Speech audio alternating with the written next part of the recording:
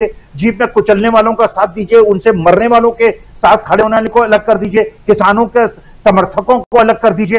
तो देश को क्या ये 10, 15, 20% लोग चलाएंगे? हम देश को प्यार करने वाले लोगों का देश में कोई हक नहीं है? देश में क्या केवल गुंडों का हक है? राजीव जी बिल्कुल, मैं समझ सकता हूं आपकी जो व्यथा है, और वही देश आवाम की व्यथा है। वही आवाम जो है वो उस बात को भले कह नहीं पाती है, लेकिन महसूस जरूर करती है, या महसूस करे और दूसरों को महसूस करवाती भी जरूर है। और वही बात यहां हम रखने और समझने की कोशिश कर रहे हैं आज इस प्रोग्राम के जरिए। नेहरू मेमोरियल बदल दिए, आप पहले से बदलने की कोशिश कर रहे थे, आज आपने घोषित तौर पर बदल दिया। कांग्रेस ने इस पर पलटवार जरूर किया है, और लेकिन आपने इसी अंदाज में कितने नाम नहीं बदल डाले। आना चाहता हूं सुनील शुक्ला जी आपके पास। उत्तर प्रदेश में भी बहुत सारे नाम बदले गए, और जहां नाम नहीं बदले गए वहां बुलडोजर चला, ये भी हमने देखा। लेकिन दूसरी तरफ ये जो राजनीति है, क्या इस राजनीति से सत्ता की जो चाबी है वो पाई जा सकती है? क्या सत्ता सुख आप भोग सकते हैं?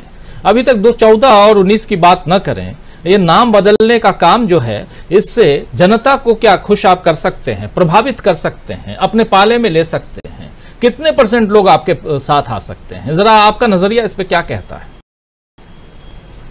राजीव जी, नाम बदलने से राजनीतिक दलों को कोई लाभ नहीं मिलता, और यह उपन्यास पढ़ के नहीं आपसे कह रहा हूं।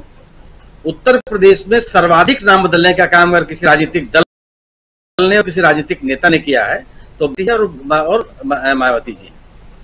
कितने जगहों के नाम उन्होंने बदले, फिर दोबारा नाम समाजवादी पार्टी सरकार में, फिर उसे दोबारा नाम कुछ कर दिया, और वह लोगों की जबान पे चढ़ी नहीं, और लोगों ने इसको कभी अपने मन से स्वीकार किया।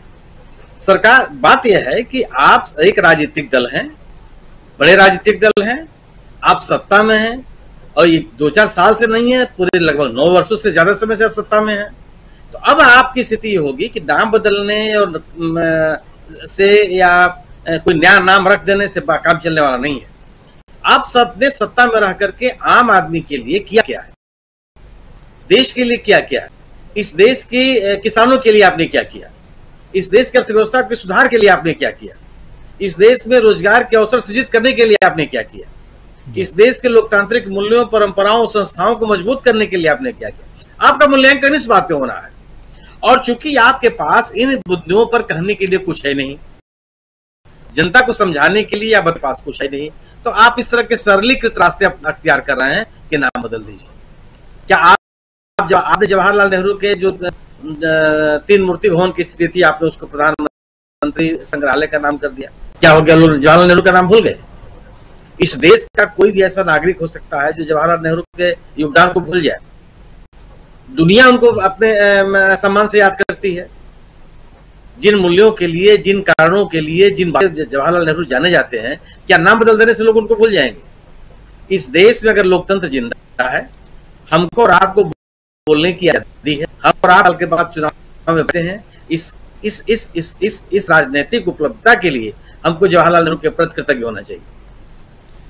अगर इस देश के शुरुआती दौर में जवाहरलाल नेहरू जैसा स्वप्नद्रष्टा राजनेता न आया होता, तो क्या आप एक तरह का विकसित प्रगतिशील समाज की कल्पना कर सकते थे क्या? और जिन राज्यों में, जिन देशों में इस तरह का प्रगतिशील और वैज्ञानिक सोच का नेतृत्व नहीं उभर करके आया, वो लोग आपके सामने हैं, वो दिखाई पड़ रहे हैं। जवाहरलाल नेहरू ने एक खुले मन के साथ, लोकतांत्रिक मूल्यों के साथ इस देश को आगे बढ़ाया। आज जिस चीज गर्व करते हैं वो नेहरू की देन है। अगर इस देश में तमाम बड़े शिक्षण संस्थान हैं जिनकी दुनिया में कीमत है, वो नेहरू की सोच है। अगर जिस समय हमारे पास इस देश में सुई बनाने की ताकत नहीं थी, उस दौर में जवाहरलाल नेहरू ने उन चीजों के निर्माण का सपना देखा और उन चीजों को आगे बढ़ाया जिससे इस देश की आर्थिक ताकत मजबूत होती थी, और एक मजबूत अर्थव्यवस्था और एक मजबूत कृषि व्यवस्था देने का काम जवाहरलाल नेहरू ने किया। आज जिन संस्थाओं के ऊपर हम और आप गर्व करते हैं, दुनिया में जाके कहते हैं कि हम भारत के नागरिक हैं, और जब दुनिया के लोग ये कहते हैं कि जिनके सर्टिफिकेट ये लोग गर्व करते हैं कि साहब इस देश में एक वाइब्रेंट लोकतंत्र है, उसमें पंडित जवाहरलाल नेहरू का बहुत बड़ा योगदान है।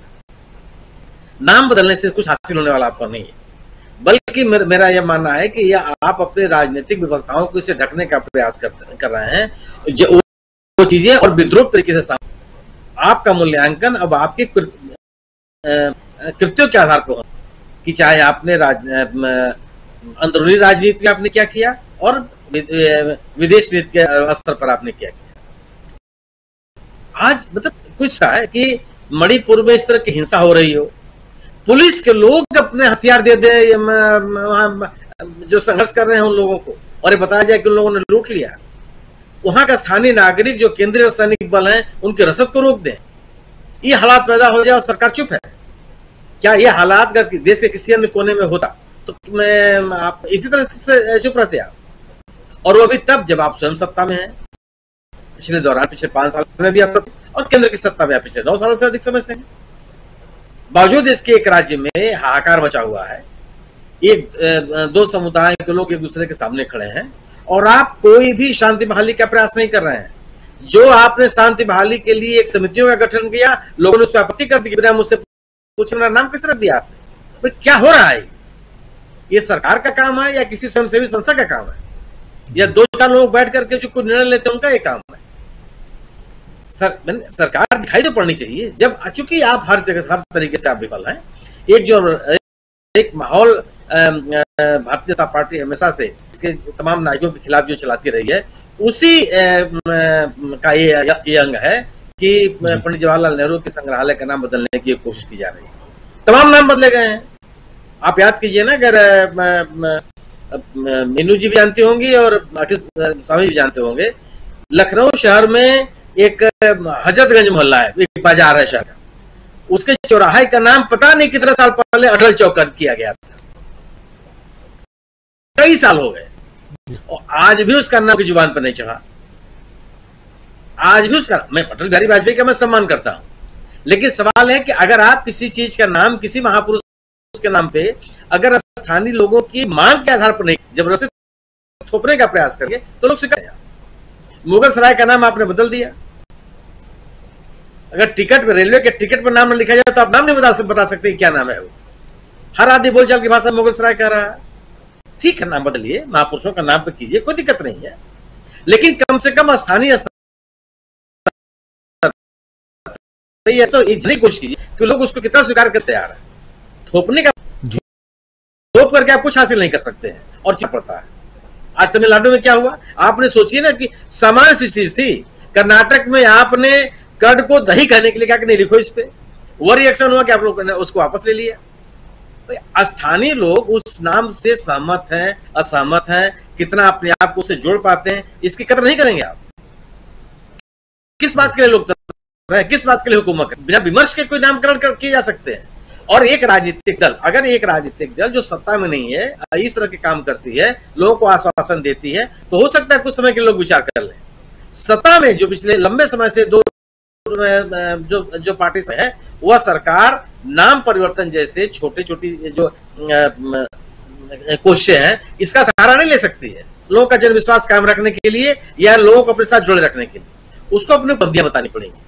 उसके ऊपर जो हमले हो रहे हैं, जो जनता के सवाल पैदा किए जा रहे हैं, उस पर सफाई देनी पड़ेगी। अगर वह उन पर अपनी तर्कसंगत तरीके से बात नहीं कर पा रही है, जनता को विश्वास में नहीं ले पा रही है, तो इस नाम परिवर्तन जैसी चीजें लोग स्वीकार करने के लिए तैयार नहीं है। और क्यों बदलेंगे आप? सवाल है कि पंडित जवाहरलाल, देश के पहले प्रधानमंत्री, जिस व्यक्ति ने सालों साल अपना स्वतंत्रता संग्राम में सालों साल जेल में बिताया, ढेर सारी चीजें जिसके पास छोड़ने के लिए उस व्यक्ति ने उन चीजों को छोड़ा राष्ट्र हित में, और राष्ट्र के सम्मान के लिए क्या नहीं किया जी। और आप नायकों का सम्मान नहीं करेंगे, आप नई पीढ़ी को क्या सिखाएंगे कि आप अपने जो हमारे पूर्वज रहे हैं, जिनका इस देश के विकास में योगदान है, उसके प्रति हमारा रवैया क्या होगा? आप एक नया प्रधानमंत्री संग्रहालय बना दीजिए, कौन मना कर रहा है? नई चीजें स्थापित कर दीजिए, लेकिन नई चीजें बनाने की कल्पना ही आप नहीं कर पा रहे हैं। आप जो चीजें आप कर रहे हैं वो आधी अधूरी हैं। आंकड़े केवल गिनाने के लिए हैं आपके पास, केवल आंकड़े गिनाते हैं कि आप पिछले 70 साल में 5 एम्स बने थे, हमने 17 एम्स बना दिए। उनकी स्थिति क्या है, किस तरीके से वो काम कर रहे हैं, जो नए आपने एम्स बनाए या जो नई चीजें आपने स्थापित की।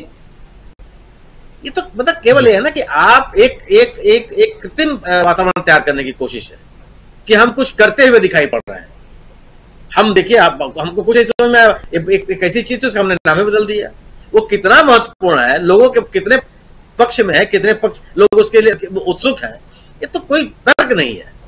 और इन चीजों से आप अपनी विफलताओं को छिपा नहीं सकते हैं। आपके